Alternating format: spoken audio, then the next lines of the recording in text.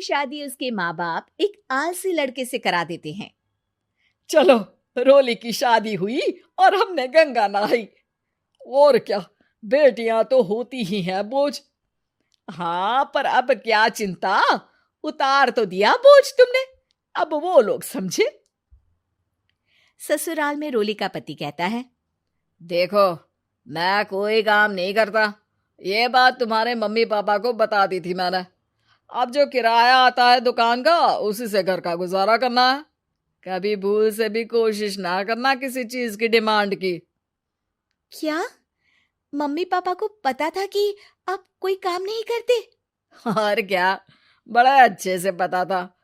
उन लोगों को तो तुम बोझ लगती थी, बोल रहे थे कि बस शादी कर लो और कोई मतलब नहीं है।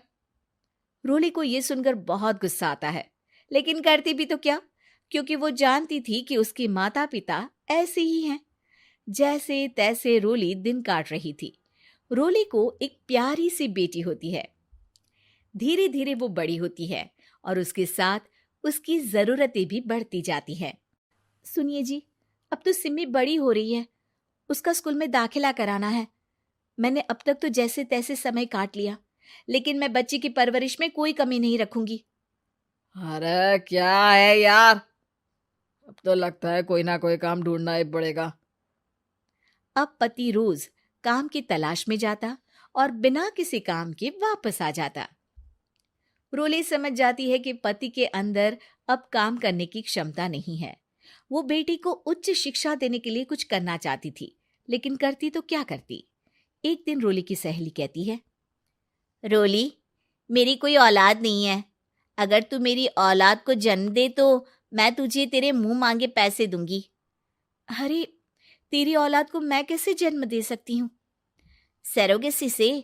बच्चा मेरा और वैभव का ही होगा, लेकिन कोख तेरी होगी। ये संभव है रोली। रोली कुछ सोचकर कहती है, मुझे मंजूर है, लेकिन मैं इसका 2 लाख रुपया लूंगी। अरे कोई बात नहीं, मुझे मंजूर है। रोली खुश हो जाती है कि एक बच्चा पैदा करने का उसे 2 लाख रुपया मिलेगा। वो घर आकर पति को बताती है, वो भी खुश हो जाता है। अब क्या था, डॉक्टर के पास जाकर सहेली का बच्चा रोली की कोख में पलने लगता है। मुझे 20,000 चाहिए मेरे बेटी के एडमिशन के लिए। हाँ हाँ ठीक है, मैं उसके एडमिशन से लेकर सारे खर्चे उसके अकाउंट में डाल रही हूँ। रोली की बेटी का एडमिशन हो जाता है। रोली को लगता है कि वो अब सब कुछ ठीक कर देगी। दिन और महीने आगे बढ़ते हैं। अब एक दिन, एक बात कहूं जी, काश इस बच्चे को मैं रख पाती। मैं अब इससे काफी जुड़ गई हूँ। अरे यार, पता नहीं किसका बच्चा है, अपने पास है ना अपनी मुन्नी। हाँ, लेकिन अब मैं भी इस बच्चे से जुड़ाव फील करने लगी हूँ। लेकिन मैं ये जानती हूँ कि ये मेरा बच्चा नहीं है। दोनों की जिंदगी ठीक चल रही थी, लेकिन कहते ना कि सुख का पल ज्यादा लंबा नहीं होता। एक दिन रोली की सहेली का फोन आता है। रोली, मुझे अब ये बच्चा नहीं चाहिए, मैं अपने पति को छोड़ रही हूँ। अरे लेकिन मुझे पैसों की जरूरत है, बच्चा तुम्हारा है, मैं क्या करूंगी? सहेली बिना कुछ बोले फोन काट देती है, फोन स्विच ऑफ कर देती है। लेकिन रोली के जीवन का तूफान यहीं नहीं रुकता। रोली, मैं इतना भार नहीं उठा सकता। आज पढ़ाई का पैसा मांग रही हो, कल को शादी, कॉलेज और पता नहीं क्या क्या। मैं तुम्हें छोड़ रहा हूँ, अपनी बच्ची उठाओ और निकलो इस घर से। अरे पर मैं कर तो रही हूं ना बच्चे के लिए काम, आप आराम से रहिए ना। क्या काम कर रही हो, देख रहा हूं मैं। ये छोटा शहर है, यहाँ लोगों को बात बनाते वक्त नहीं लगता। तो मैं क्या करूं? ज्यादा पढ़ी लिखी नहीं हूं, कैसे घर के खर्चे चलाऊं? और आप तो काम करना ही नहीं चाहते। हाँ, ना चाहता हूं और ना ही करूंगा। रोली को पति की बात पर काफी गुस्सा आ जाता है। ठीक है, अगर मेरे जीवन में संघर्ष ही लिखा है तो वही सही। इस वक्त पति होने के नाते आपको मेरा साथ देना चाहिए था, लेकिन नहीं, आपने तो इस हाल में मुझे घर से बाहर निकालने की बात कह डाली। देखो, ये सारी फालतू की बातों के लिए वक्त नहीं है मेरे पास। रोली, जिसकी कोख में किसी और का बच्चा था और साथ छोटी सी बेटी, पति का घर छोड़कर रास्ते पर आ जाती है। रोली के पास मायके के सिवा दूसरा कोई रास्ता नहीं होता। अरे रोली कैसी है? कितने दिनों के लिए आई है? हमेशा के लिए माँ। वो माँ को सारी बात बता देती है। ओए लड़की, इतनी हिम्मत का काम कर लिया। अरे ना ना, यहाँ कोई जगह नहीं है। तुम तो अपना बोरिया बिस्तर उठाओ और निकलो यहाँ से। रोली के पास अब मायके का रास्ता भी नहीं बचता। वो चुपचाप बच्ची को लेकर जा रही थी कि उसे दर्द होता है और वो डॉक्टर के पास चली जाती है। और फिर वहां वो एक प्यारे से बेटे को जन्म देती है। कितना प्यारा है।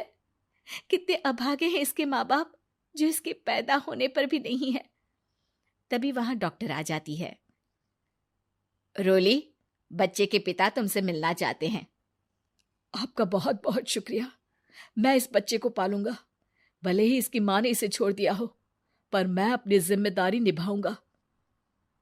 तो क्या आप मुझे इसके पैदा करने के लिए जिन पैसों की बात हुई थी वो भी देंगे?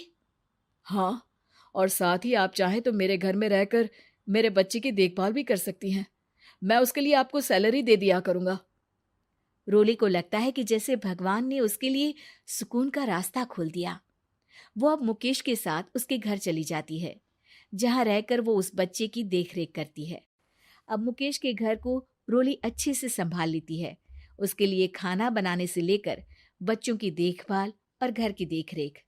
धीरे धीरे मुकेश को रोली से प्यार हो जाता है। रोली, तुम्हारी बेटी और मेरा बेटा बिल्कुल भाई बहन की तरह साथ रहते हैं। हाँ, आखिर है तो एक ही कोख के बच्चे, अटैचमेंट तो होगा ही ना। रोली, तुमने घर और मुझे दोनों को संभाल लिया। ये तो मेरा काम है। आपने भी तो मुझे छत दी जिससे मैं अपनी बेटी की पढ़ाई और भविष्य के लिए पैसे जोड़ सकूं। अब रोली, क्या तुम मुझसे शादी करोगी? अब मैं जानता हूं तुम्हारी भी शादी कुछ खास अच्छी नहीं रही। रोली को मुकेश की बात ठीक लगती है। वो उसे हाँ बोलने की सोच ही रही होती है कि उसके पहले पति का फोन आ जाता है। रोली, मैं बहुत परेशान हूँ। मेरा एक्सीडेंट हो गया है। मैं चाहता हूँ तुम वापस आ जाओ। रोली को पुराने पति की चिंता होने लगती है। वो सोचती है कि वो क्या कर रही थी। हाँ हाँ ठीक है, मैं आ रही हूँ।